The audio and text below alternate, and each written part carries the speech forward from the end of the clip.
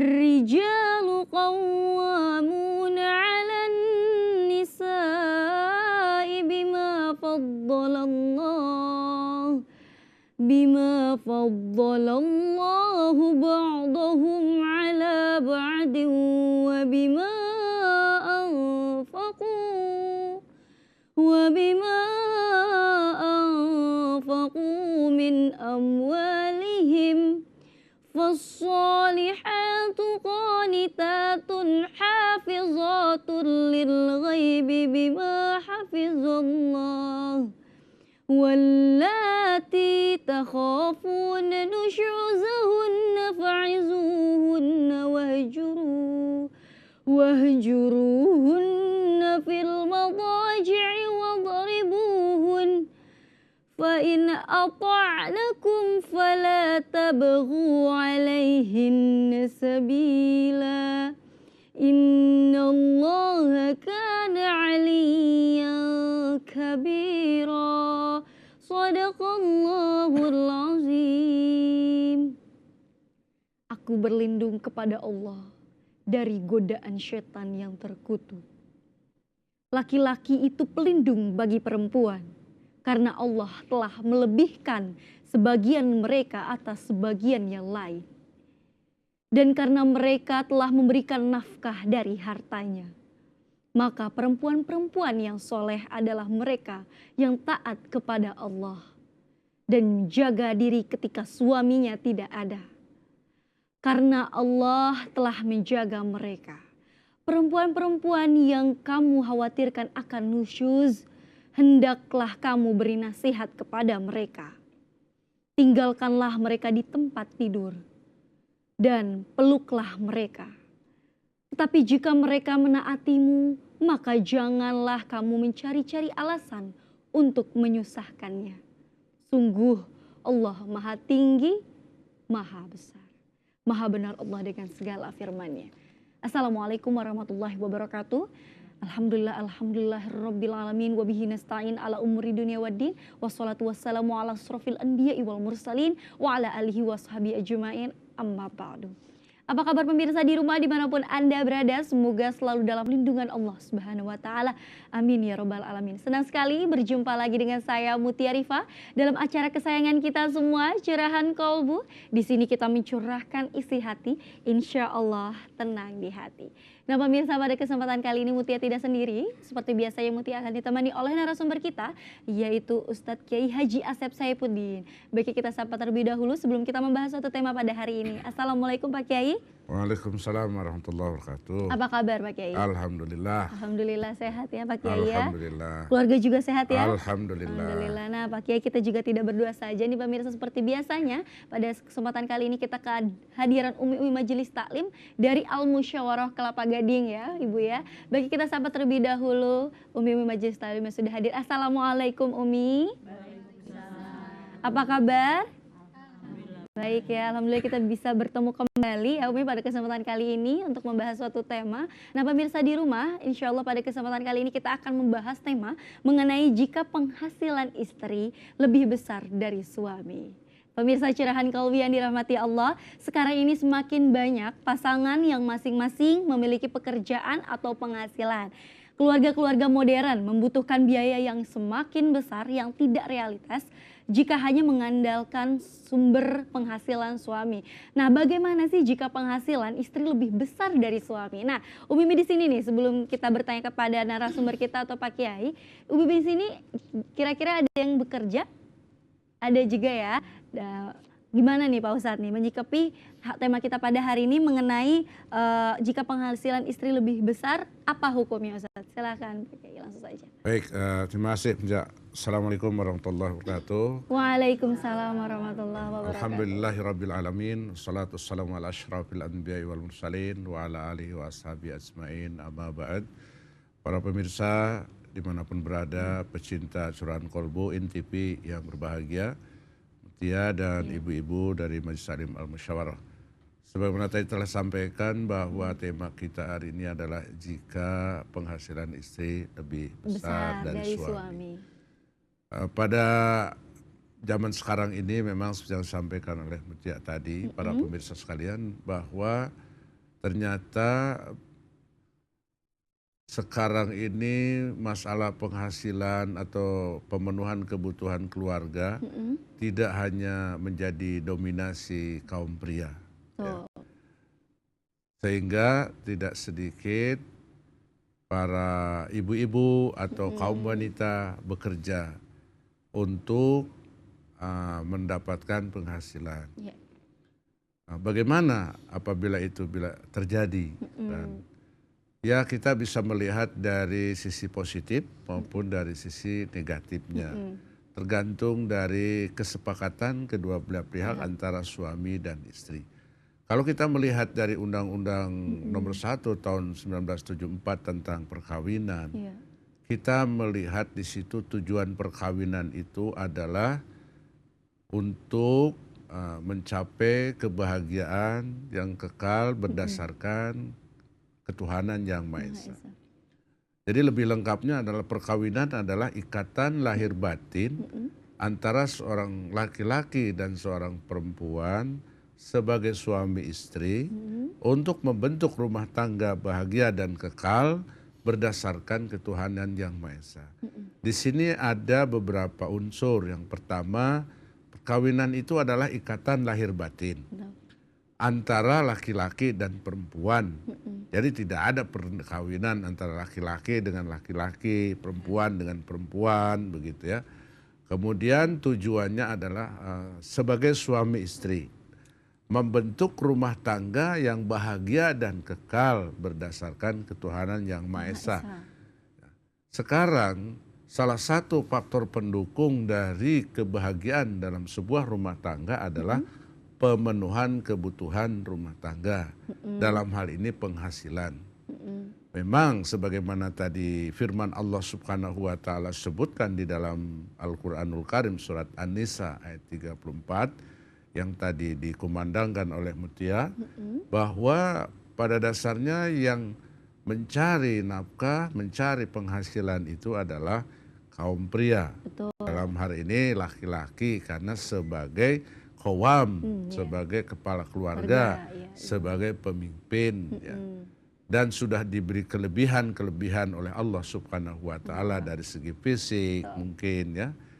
Nah, dan di situ juga disebutkan bahwa wanita yang soleh itu adalah, atau wanita yang solehah itu adalah yang taat pada Allah, taat pada suami, mampu menjaga kehormatan dan harta benda yang diperoleh hasil jerih payah dari suami. Namun ini pada zaman sekarang ini kan tidak mutlak, ya. Bisa saja kaum wanita bekerja sesuai dengan izin suaminya. Dan juga kenapa sekarang banyak wanita bekerja. Kalau saya membaca di hasil penelitian di Amerika misalnya, 45% itu wanita bekerja dengan penghasilan yang melebihi suaminya. Iya, betul. Tetapi 70% kebanyakan wanita tidak nyaman dengan penghasilan yang lebih besar dari suaminya. Itu diakui. Responden yang diteliti ini adalah 1.000 wanita, 1.000 pria, semuanya bekerja dan semuanya sebagai suami istri. Si istri merasa tidak nyaman penghasilan lebih besar dari suami. Sementara si suami merasa minder, merasa kurang mendapat tempat. Padahal sebetulnya kalau diambil positif, ya, diambil positifnya saja. Pertama, hendaklah bersyukur sebagai suami istri yang dua-duanya bekerja, bersyukur ya, kepada Allah Subhanahu wa taala. Yang kedua, ingat tujuan dari perkawinan yang dibentuk bersama, membentuk rumah tangga yang bahagia. Kalau ingat ke situ, insya Allah tidak akan ada masalah. Meskipun istri lebih besar gajinya atau penghasilannya dari suami. Gitu. Dan juga sebaiknya adalah para istri juga menjaga kehormatan, menjaga kemuliaan, menjaga harkat martabat dari suaminya. Jangan membanding-bandingkan gaji istri dengan gaji suami. Ya, gitu. Apalagi kalau istrinya lebih besar. Karena sebagaimana tadi dikatakan dalam hasil penelitian, istrinya tidak nyaman, suaminya juga tidak minder, begitu. Apalagi kalau sudah istri yang berpenghasilan lebih besar ini dia menampilkan kekuasaannya di rumah, memiliki sifat egois yang tinggi karena merasa saya loh yang berpenghasilan di rumah ini, begitu. Tapi ada juga yang baik, istri yang solehah tadi, dia walaupun gajinya lebih besar, dia tetap menghormati suaminya. Satu saat suaminya menyerahkan gajinya kepada istrinya. Istrinya sadar bahwa gajinya lebih besar dan suaminya lebih kecil. Tapi dia terima dengan syukur, diciumnya tangan suaminya, disampaikan kata-kata terima kasih, lalu diterima uangnya. Nah ini kalau istri yang solehah. Jadi oleh karena itu ada plus minus ya atau positif negatif bila penghasilan istri lebih besar dari suami. Baik, Itulah kira-kira ya. Jadi hukumnya boleh, benar ya Ustadz ya, boleh asalkan si istrinya itu taat tetap terus ya. Ya tetap. Kita melihat Siti Khadijah dulu. Ketika Rasulullah SAW masih muda sebelum menikah dengan Siti Khadijah, beliau bekerja pada Siti Khadijah. Siti Khadijah radhiyallahu anha adalah pengusaha, wanita, cantik, pengusaha, kaya. Kemudian jatuh cinta kepada Nabi Muhammad SAW yang usianya 25 tahun. Dan beliau Nabi Muhammad SAW juga menerima, mencintainya, lalu menikah. Setelah menikah, Siti Khadijah tetap berbisnis dengan didampingi oleh Nabi Muhammad SAW sampai punya anak. Jadi artinya kaum wanita pun kalau mengacu kepada Siti Khadijah istri Rasulullah SAW, ya tetap dipersilahkan atau dibolehkan bekerja, melanjutkan bisnisnya, usahanya dengan tetap menghormati harkat martabat suaminya. Seperti Siti Khadijah yang kaya raya, ya, yang cantik, tetap menghormati Nabi Muhammad SAW. Iya, kita berpacu kepada Nabi kita ya, tentunya dan istrinya. Nah pemirsa, nanti kita akan lanjutkan pembahasan tema kita pada hari ini.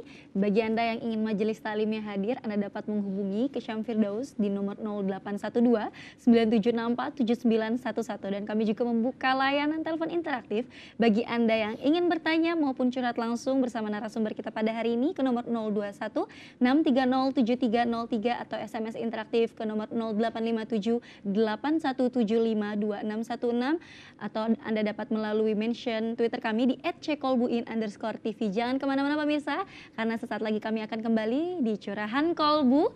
Di sini kita mencurahkan isi hati, insya Allah tenang di hati.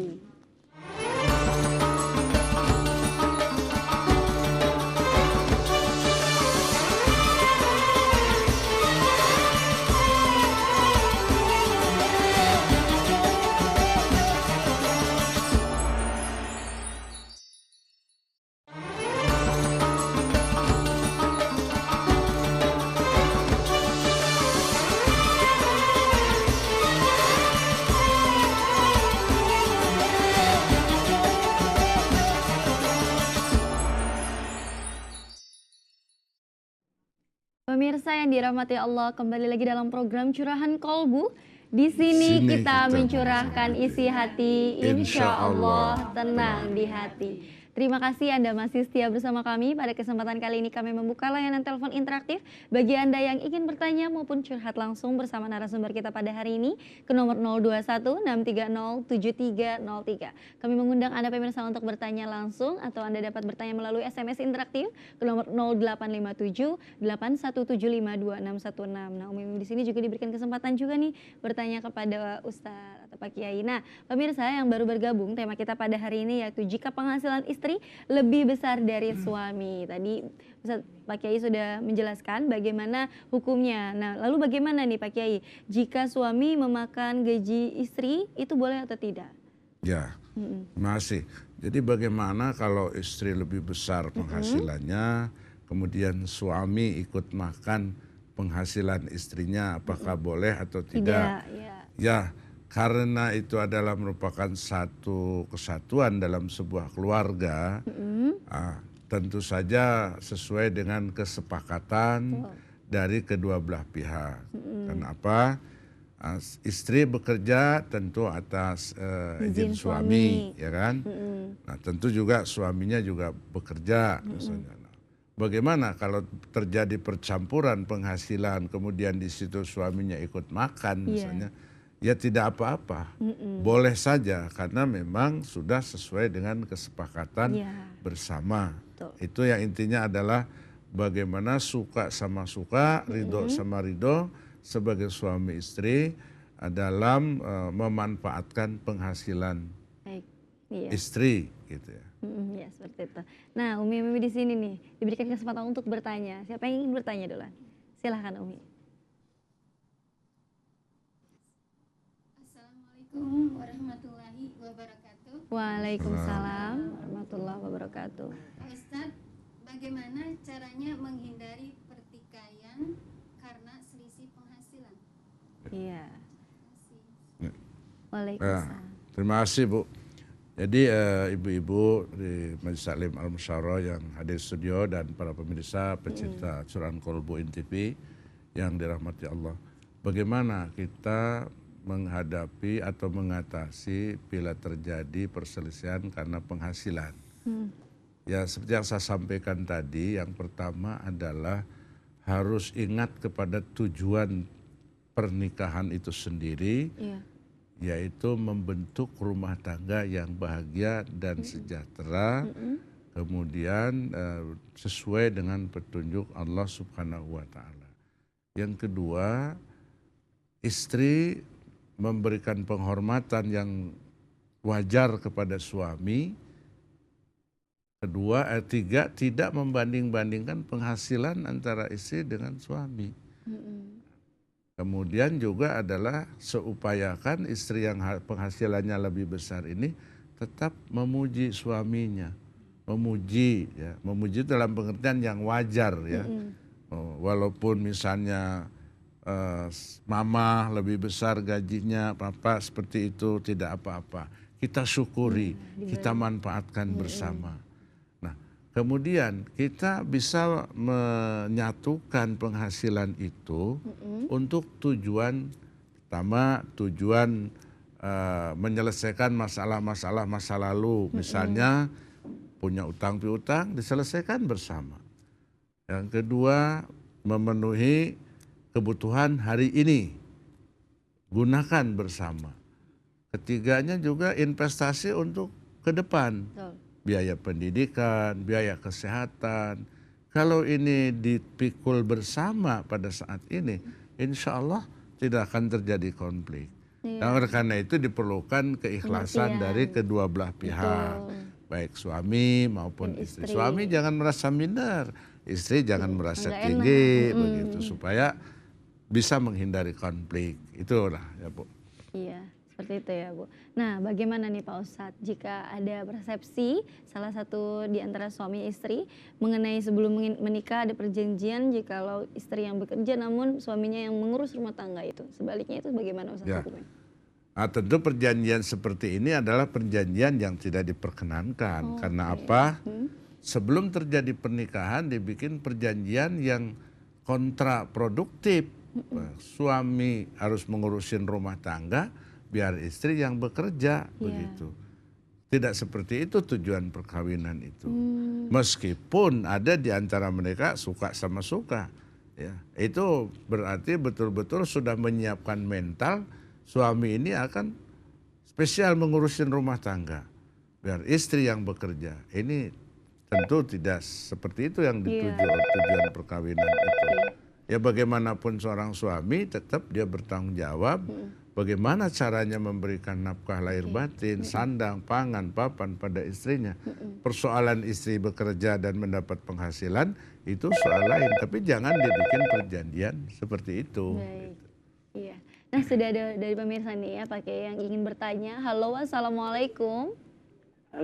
Halo, assalamualaikum. Waalaikumsalam warahmatullahi wabarakatuh. Dengan siapa di mana? Ini dari hamba Allah. Ya, di mana? Dari hamba Allah di Cibubur. Iya, silakan langsung saja pertanyaannya. Dari Cibubur. Saya mau nanya Pak Ustadz. Ya, silakan. Assalamualaikum Pak Ustadz. Waalaikumsalam Saya warahmatullahi mau wabarakatuh. nanya, kalau bunga bank itu untuk amal boleh nggak Pak Ustadz? Oke, kalau bunga bank untuk amal, iya itu saja? Gitu aja. Ya, terima kasih. Gitu aja. Hamba Allah di Terima Cibubur. kasih. Assalamualaikum. Waalaikumsalam warahmatullahi wabarakatuh. Jadi pertanyaannya, bagaimana kalau Bu Ngabang diberikan sedekah itu gimana? Ya, ya boleh saja. Boleh. Ya, boleh Oke. saja. Karena apa? Rupanya. Ketika Ibu yang bertanya tadi, terima kasih atas pertanyaannya, mendapatkan kelebihan dari uang simpanan di bank yang tadi sebutkan itu adalah bunga dan lain sebagainya, Ibu akan amalkan, itu boleh saja. Ya. Kenapa? Kalau misalnya Ibu tidak akan memanfaatkan, ya silahkan diamalkan, disalurkan untuk yang membutuhkan Betul. untuk itu. Jadi jawabannya boleh, Bu, teruskan. Iya. Seperti itu ya, tadi hamba Allah di Cibubur. Kembali lagi kepada tema sembari menunggu pertanyaan pemirsa yang ingin bertanya melalui layar telepon interaktif. Nah, Ustadz, mengenai istri bekerja. Apabila suami bekerja namun istrinya di rumah dan pekerjaan di rumah pun dikerjakan oleh suami karena suami ingin istrinya itu diam saja di rumah, itu boleh ya? Ya. Oke. Kalau suami bekerja, istri di rumah dan pekerjaan rumah tangga dikerjakan oleh suami, ya kalau suaminya berkenan Itu justru enak boleh banget, saja. iya. Lalu pekerjaan istri apa? Itu. Melayani suami gitu. Jadi kalau misalnya suami bekerja kemudian istri mengurusi rumah tangga dibantu sama suami, itu bagus, ya kan? Bagus. Tetapi kalau suami bekerja, suami juga mengurusin rumah tangga, istri hanya melayani suami saja, misalnya, tentu ini kurang bagus. Di dalam urusan rumah tangga itu harus bareng-bareng. Gitu ya. Nah, kalaupun istri bekerja atau istri di rumah itu lebih bagus. Tapi urusan rumah tangga, kepentingan bersama, mengurusi anak, mengurusi rumah kebersihan rumah dan lain sebagainya, itu tanggung jawab bersama. Begitu.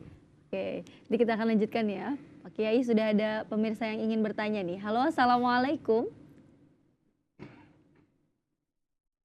Waalaikumsalam warahmatullahi wabarakatuh. Dengan siapa di mana Bapak? Dengan Rinto di Ciledug, Pak. Iya, Pak Ustadz. Ya, silakan Rinto langsung. di Ciledug. ya silakan langsung Pak saja, Rinto. Pak Rinto. Pak Ustadz, Ya, Pak. selamat sore Pak Ustadz. Selamat sore. Assalamualaikum. Pak, waalaikumsalam warahmatullahi wabarakatuh. Pak Ustadz,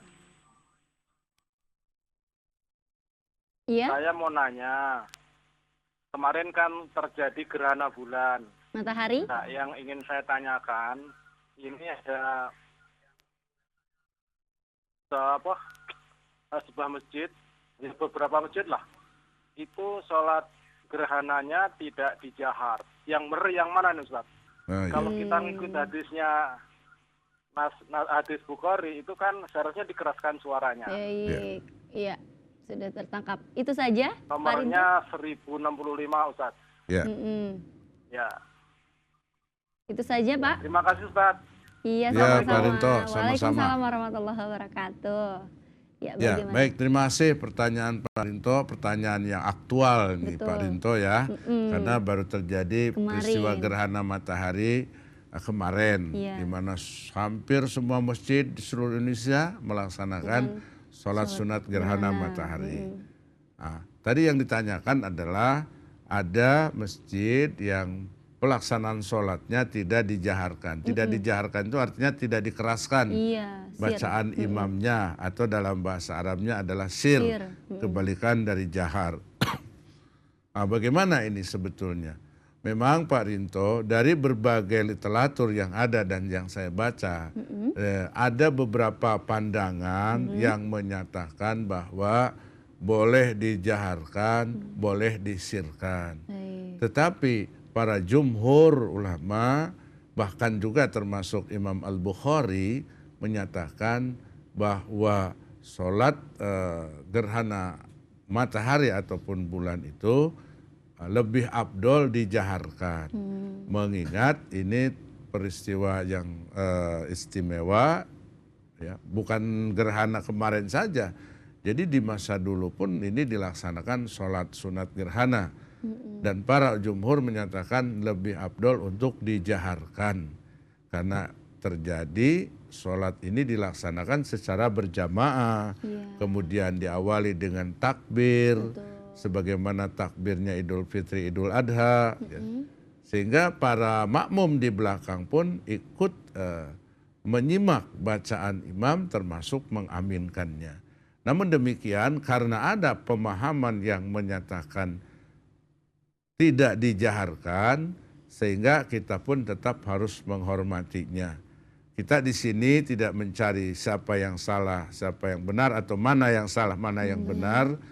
Karena memang penjelasannya yang dinyatakan bahwa Rasulullah SAW melaksanakan sholat sunat gerhana matahari, di sana tidak disebutkan secara mutlak jahar atau sir, begitu. Namun dari beberapa pandangan para ahli hadis, termasuk yang saya pelajari juga, termasuk perbandingannya, maka disimpulkan kebanyakan ulama, termasuk Imam Al-Bukhari sendiri menyatakan untuk dijaharkan. Nah, demikian Pak Rinto, wallahu alam bisawab. Terima kasih atas pertanyaannya. Iya, terima kasih ya Pak Rinto di Celuduk sudah bertanya, dan semoga puas apa yang tadi sudah dijawab oleh Pak Kiai. Nah, pemirsa di rumah jangan kemana-mana, karena setelah ini kami akan kembali. Bagi Anda yang ingin bertanya melalui SMS interaktif, Anda dapat mengirimkan SMS ke nomor 0857 81752616, dan kami juga tetap membuka layanan telepon interaktif ke nomor 021 630 7303. Jangan kemana-mana pemirsa, tetap bersama kami di Curahan Kolbu.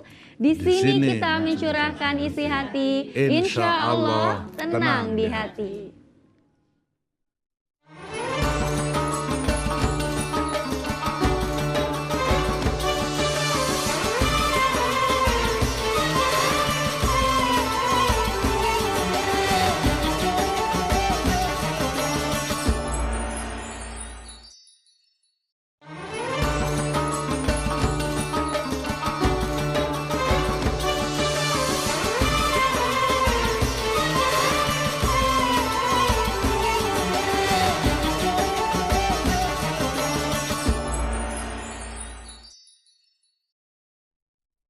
Pemirsa yang dirahmati Allah, kembali lagi dalam program Curahan Kolbu.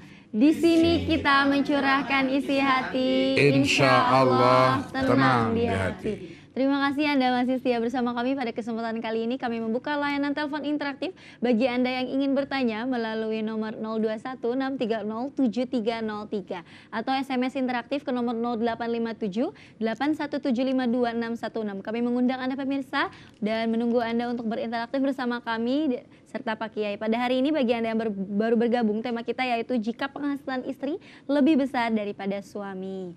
Kembali lagi kepada tema ya Ustadz ya. Bagaimana nih kalau suami sakit, otomatis pekerjaan suami atau semua pekerjaan dia di rumah maupun di luar pekerjaan itu dikerjakan oleh istri dan harus menjaga suami juga ketika sakit. Itu solusinya bagaimana Pak Kiai? Ya, terima kasih. Jadi kalau ada suami bekerja atau berusaha, kemudian sakit, pekerjaan rumah tangga maupun pekerjaan suami dikerjakan oleh istrinya. Tentu kalau pekerjaan rumah tangga ya sudah sewajarnya dikerjakan oleh istri karena suami sedang sakit, ya kan? Selain dari mengerjakan urusan rumah tangga, juga merawat suami. Kesempatan untuk beramal lebih banyak lagi di saat-saat suami sedang sakit. Ya, termasuk di dalamnya ya melayani keperluan-keperluan perawatan. Nah, kalau soal pekerjaan di luar tentu harus izin yang punya pekerjaan, yang mempekerjakan kan. Kecuali misalnya suami ini pekerjaannya jualan atau buka toko atau buka warung begitu. Biasanya dikerjakan, ditungguin suaminya, misalnya suaminya sakit, ya istrinya sekarang yang gantian jaga warung misalnya ya boleh saja selama suaminya juga diperhatikan, dirawat dengan sebaik-baiknya.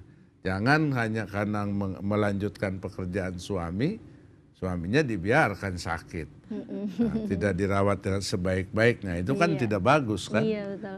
Justru di waktu sehat digenjot suruh bekerja, berusaha, giliran sakit nggak diopenin, nggak didiemin, aduh kasihan banget tuh suami itu ya. Jadi tidak boleh terjadi seperti itu. Harus kita rawat juga ya. Ya harus kita rawat dengan sebaik-baiknya. Ini ladang pahala para istri merawat suami yang sedang sakit itu. Iya, seperti itu. Nah, di sini Umi diberikan kesempatan untuk bertanya nih. Ada yang ingin bertanya? Silahkan. Bismillahirrahmanirrahim. Assalamualaikum warahmatullahi wabarakatuh. Waalaikumsalam. Pak Ustadz, bagaimana kalau suami tidak bekerja, istri yang namun tetapi istri yang bekerja? Ya. Ya, Assalamualaikum warahmatullahi wabarakatuh. sesuai tema ya Bu ya. Ya, ada pertanyaan para pemirsa yang dirahmati Allah. Bagaimana kalau suami tidak bekerja, Istri yang malah bekerja. istri yang bekerja? Ya untunglah suami itu. Ya, nggak repot-repot begitu ya. Iya. Nah, kalau menurut keenakannya, tetapi kan pertama tentu ada kesepakatan. Betul. Sebab sekarang ini ada, udahlah, akang, mas, abang di rumah saja. Biar saya yang bekerja mencari nafkah. Ada yang begitu. Yang penting status punya suami. Ada yang Iya, begitu. ada. Jarang Tetapi sekali kalau ya. dilihat dari hakikatnya tentu model seperti ini kurang baik, ya kan? Walaupun ada kesepakatan, misalnya sudah suami ngurusin rumah saja, ngurusin anak, tidak usah kerja repot-repot, biar saya yang bekerja, kata istrinya. Kalau memang sepakat ya boleh-boleh saja, kan? Namun sekali lagi tentu ini tidak tidak sesuai dengan harkat martabat sebagai seorang suami. Kita tidak bisa menyalahkan kalau ada yang seperti tadi suaminya tidak kerja, Iya. ya kan? Karena istrinya mengatakan seperti itu. Nah, begitulah kira-kira. Boleh-boleh saja, Bu. Ya. Iya.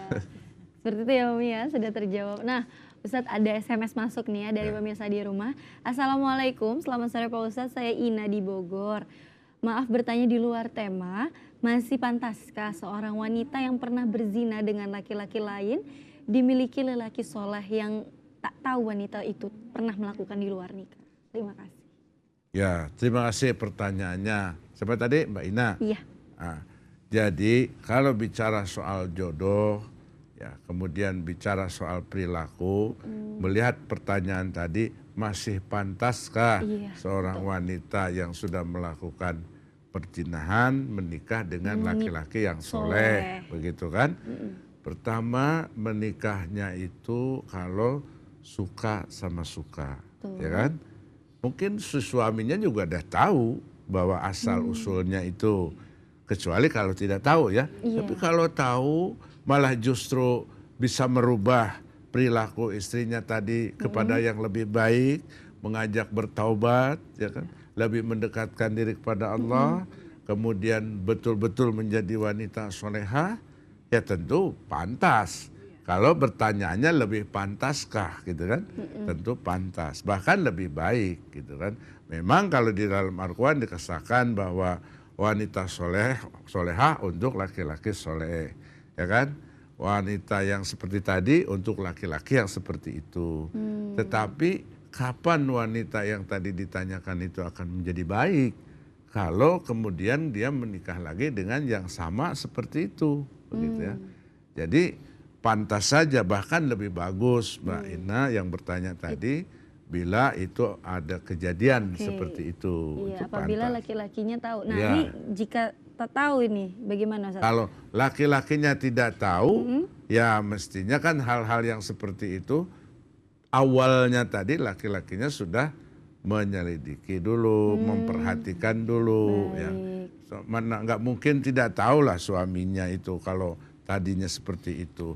Kalau seandainya betul-betul tidak tahu, ya malah bagus asal usulnya tidak tahu kan. Tertutup, Tadi tertutupi ketidaktahuan dan suami yang soleh ini bisa merawat istrinya dengan baik, membina istrinya dengan baik ke arah yang lebih baik. Begitu pula istrinya tadi yang sudah melakukan perzinahan tadi, dia bertaubat, beristighfar ke arah yang lebih baik lagi, insya Allah akan lebih baik lagi. Oke, Ya. seperti itu ya. Wi Ina sudah terjawab oleh Ustadz mengenai pertanyaan tadi. Ada lagi nih Ustadz ya. Assalamualaikum Pak Ustadz, saya Mamah Dea di Tanah Gocap. Mau tanya di luar tema, apa benar kepiting itu haram Pak Ustadz? Oh, ini soal makanan. Iya. Ya, pertanyaannya adalah apa benar kepiting itu haram? Ada yang mengatakan itu haram karena kepiting itu hidupnya di darat dan di air, kan begitu. Kalau melihat dari firman Allah Subhanahu wa taala tentang makanan-makanan yang diharamkan, kepiting tidak termasuk, ya kan? Jadi oleh karena itu tidak mungkin kita mengharamkan sesuatu yang tidak diharamkan oleh Allah Subhanahu wa taala. Bahkan juga Rasulullah SAW juga tidak melarangnya. Kalau memang kita menyukai hal itu. Karena sesuatu yang diciptakan oleh Allah yang memang haram oleh Allah sudah disebutkan begitu. Betul. Yang halal juga sudah disebutkan. Juga demikian Rasulullah. Jadi oleh karena itu bila ada yang mengatakan haram tentu boleh saja. Karena itu juga pendapat, ya kan, harus kita hormati. Namun bila ada yang mengatakan halal atau bahkan juga makruh, bahkan juga mubah, itu boleh-boleh saja. Oleh karena itu kita melihat dari kepentingannya dan juga kondisi saat itu. Sekarang kan kepiting kan luar biasa ya. Itu luar biasa banyak. Itu sudah ada bahkan produk yang menyatakan itu halal yang diizinkan. Jadi kesimpulannya bahwa kepiting itu tidak haram, ya kan? Demikian. Wallahu a'lam bishawab. Baik, ada lagi nih Ustaz ya. Assalamualaikum, saya hamba Allah di Tangerang. Saya mau bertanya tentang sholat berjamaah kepada Pak Ustadz nih. Satu, sholat berjamaah sedikitnya dilaksanakan 2 orang. Makmumnya sejajar di sebelah kanan imam ataukah sedikit ke belakang dari imam? Yang kedua, sholat berjamaah di saf yang kedua hanya 1 orang. Apakah sah sholat berjamaahnya? Dan yang ketiga, sholat berjamaah hanya berdua dengan 1 orang wanita atau istri, dalam kurung istri, di mana posisi wanita itu dari imam. Mohon penjelasannya Pak Ustadz. Terima kasih. Ya. Yang pertama adalah sholat berjamaah itu minimal berdua. Nah, berdua itu posisi di mana? Ketika sahabat Rasulullah SAW, bahkan juga muridnya yang bernama Anas, beliau sholat bersama Rasulullah berdua, berjamaah di sebelah kiri. Kemudian beliau ditarik, dipindahkan oleh Rasulullah ke sebelah kanan. Dan posisinya sejajar. Jadi sejajar, karena memang itu berjamaah. Ya. Nah, itu yang pertama. Jadi posisi si makmum berada di sebelah kanan kalau berdua, kemudian sejajar dengan imam. Kemudian saf yang pertama penuh, saf yang kedua cuma sendirian. Apakah sah sholat berjamaahnya? Kan gitu tadi. Iya. Nah, tentu yang sendirian ini harus berusaha masuk ke dalam saf yang pertama tadi sampai bisa. Atau kalau tidak, kita menarik yang di depan 1 orang untuk menemaninya. Paling tidak 1 orang, begitu ya, ditarik. Ya tentu dengan hormat cara menariknya itu. Jangan sembarangan juga, karena ada juga yang nggak mau ditarik. Malah marah, ngapain narik-narik gitu kan. Padahal sedang sholat itu. Ya nengok ke belakang, ngapain narik-narik? Batal sholatnya kan. Itu yang nggak paham begitu. gitu ya. Jadi ditepuk saja, karena mundur, nah nanti baru yang lain meluruskannya. Nah bagaimana kalau 1 laki 1 perempuan? Nah sesuai kembali ke hukum asal. Walaupun itu sholat berjamaah misalnya suami istri, ya tetap suaminya di depan, istrinya tetap di belakang. Karena memang suami istri, atau mungkin juga bukan suami istri, ya kan? Ada imam di masjid, makmumnya wanita sendirian di belakang. Betul. Tetap saja sholat berjamaah masuknya. Oh jadi di belakang persis imam ya? Tidak di sebelah kiri, sebelah kanan. Tidak di sebelah kiri, sebelah kanan, karena wanita kan, wanita itu harus di belakang. Iya, seperti itu sudah terjawab. Ada lagi nih Pak Ustadz. Assalamualaikum Pak Ustadz, saya Devi di Tangerang. Apakah wanita haid boleh membaca surat Fatihah atau Ikhlas? Ya, terima kasih. Pertanyaannya adalah apakah wanita yang sedang haid atau menstruasi boleh membaca Al-Fatihah ataupun Al-Ikhlas atau surat-surat yang lain? Jawabannya adalah boleh. Ya kan? Betul. Jawabannya adalah boleh. Kenapa boleh? Karena Siti Aisyah pun dalam kondisi seperti itu beliau membaca dan tidak dilarang oleh Rasulullah SAW. Namun tentu saja sebagai wanita yang sedang dalam kondisi menstruasi tetap berhati-hati, tetap menjaga, ya kan? Ya sepanjang, walaupun saya katakan tadi dan Siti Aisyah juga berzikir, membaca di saat-saat menstruasi begitu, ya tetap saja kita menjaga kesucian, menjaga kebersihan. Kalau pertanyaannya boleh? Boleh. Iya. Gitu ya. Bolehkah? Boleh. Ya. Sudah terjawab. Nah, kita harus break terlebih dahulu. Bagi Anda yang ingin bertanya nih melalui SMS interaktif, Anda dapat mengirimkan SMS ke nomor 0857 81752616 atau mention ke Twitter kami di @ckolbuin_tv. Nanti kita akan bahas lebih lanjut mengenai tematik kita pada hari ini. Dan pemirsa jangan kemana-mana, setelah ini kami akan kembali tetap di Curahan Kolbu. Di sini kita mencurahkan isi hati, insya Allah tenang di hati.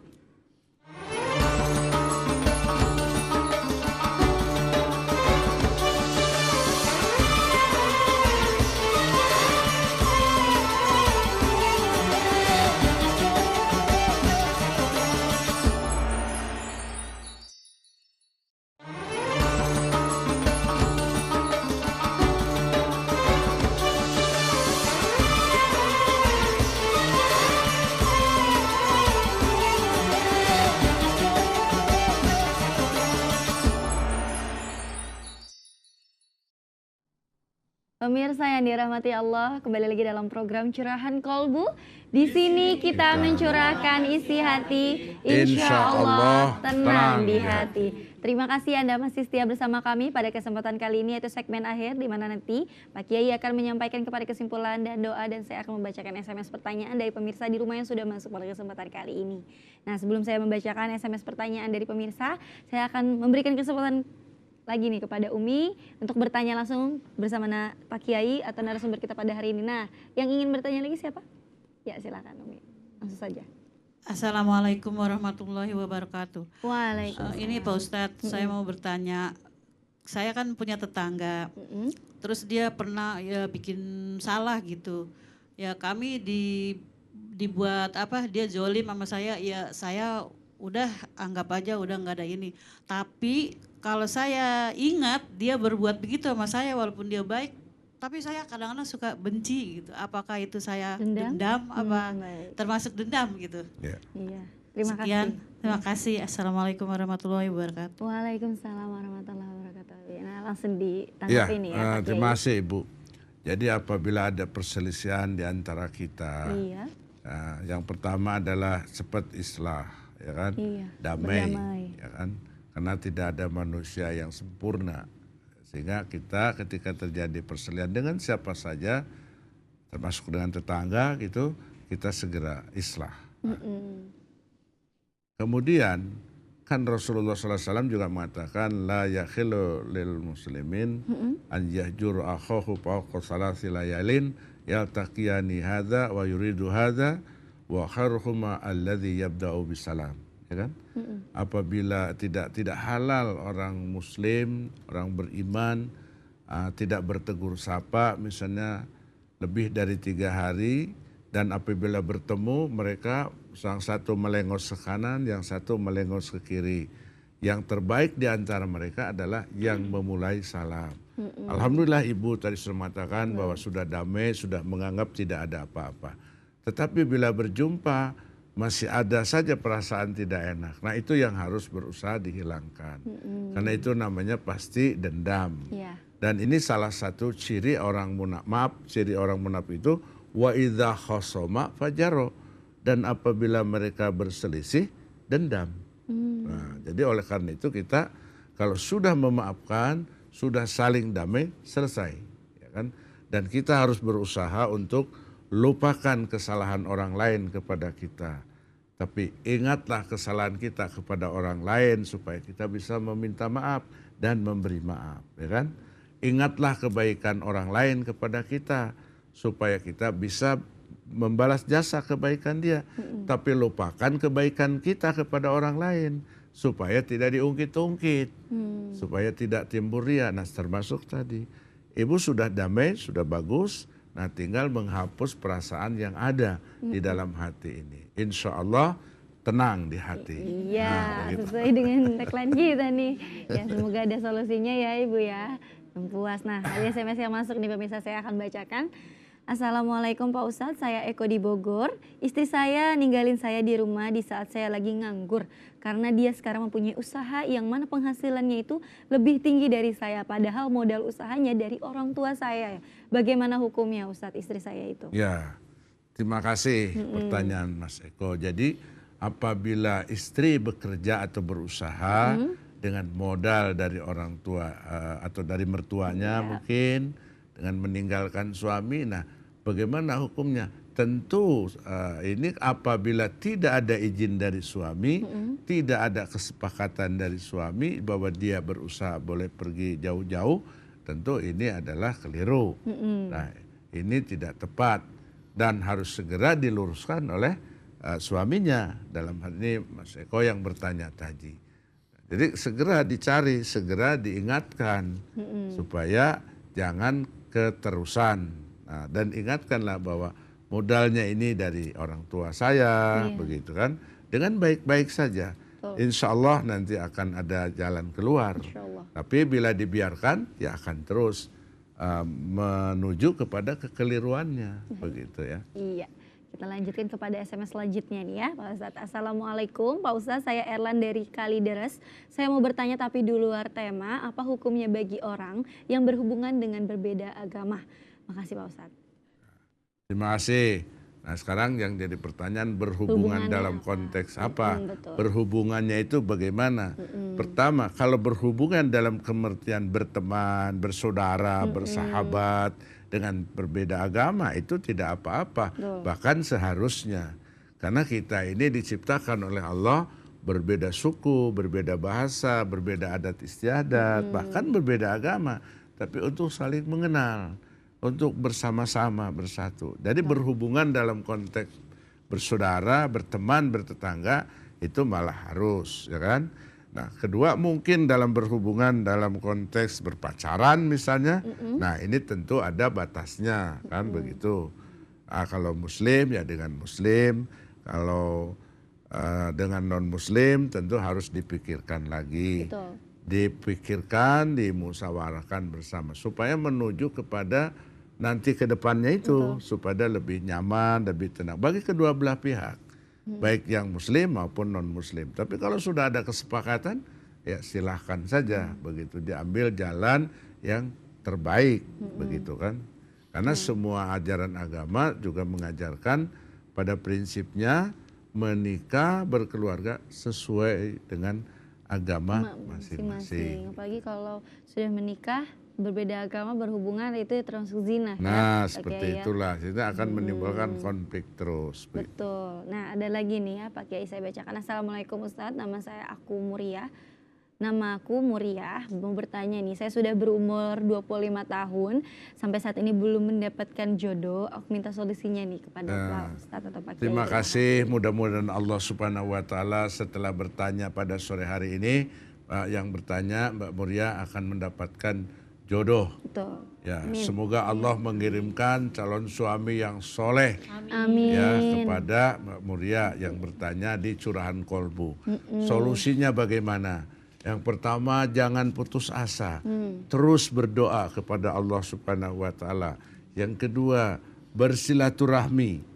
Ya, bersilaturahmi dengan keluarga, dengan teman, berkomunikasi yang baik, ya kan? Masuklah di majlis taklim, masuklah di setiap kegiatan pengajian-pengajian. Nah, mana tahu di situ Allah Subhanahu wa Ta'ala memberi jalan, membuka jalan untuk mendapatkan calon suami yang soleh. Dalam hal ini jodoh sebagaimana tadi ditanyakan. Jadi jangan putus asa. Karena Allah Subhanahu wa Ta'ala menciptakan itu berpasang-pasangan, ya kan? Pasti. Tinggal bagaimana kita mendekatkan diri kepada Allah, berdoa terus-menerus, dan harus mau bersosialisasi, mau bermasyarakat. Tentu bersosialisasi tempat-tempat yang baik, ya kan? Kayak majelis taklim, di lingkungan RT, RW, apalah ada kegiatan yang positif, insya Allah akan terbuka jalan. Kalau di rumah saja gimana mau ada datang kan? Betul. Gak ada yang dikenal kan? Begitu. insya Allah. Ya. Insya Allah ada jalan ya dan diberikan jodoh yang terbaik untuk Amin. Mbak yang tadi sudah bertanya Mbak Muria.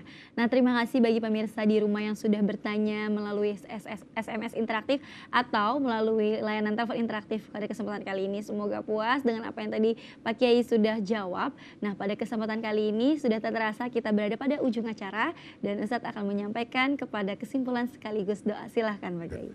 Terima kasih Mutia dan ibu-ibu di studio serta para pemirsa pecinta Curahan Kolbu INTV.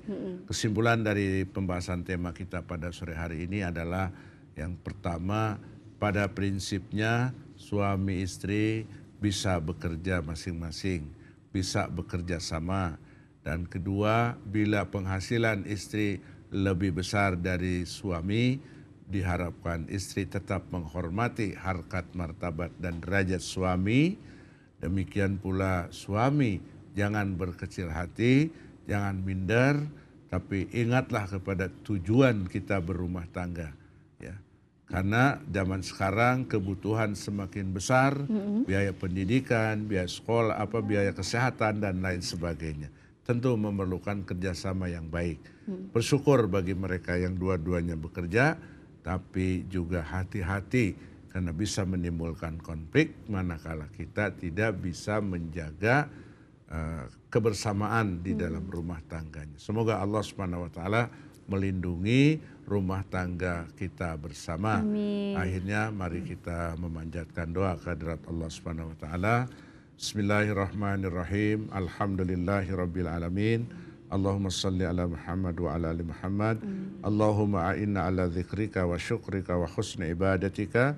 Allahumma inna nas'aluka ilman nafi'an wa rizqan thayyiban wa amalan mutaqabbala. Ya Allah, tolong kami agar selalu ingat kepadamu. Tolong kami agar selalu bersyukur kepadamu. Tolong kami agar selalu memperbaiki kekurangan ibadah kami. Ya Allah, kami mohon ilmu yang bermanfaat, khususnya ilmu yang kami kaji pada sore hari ini.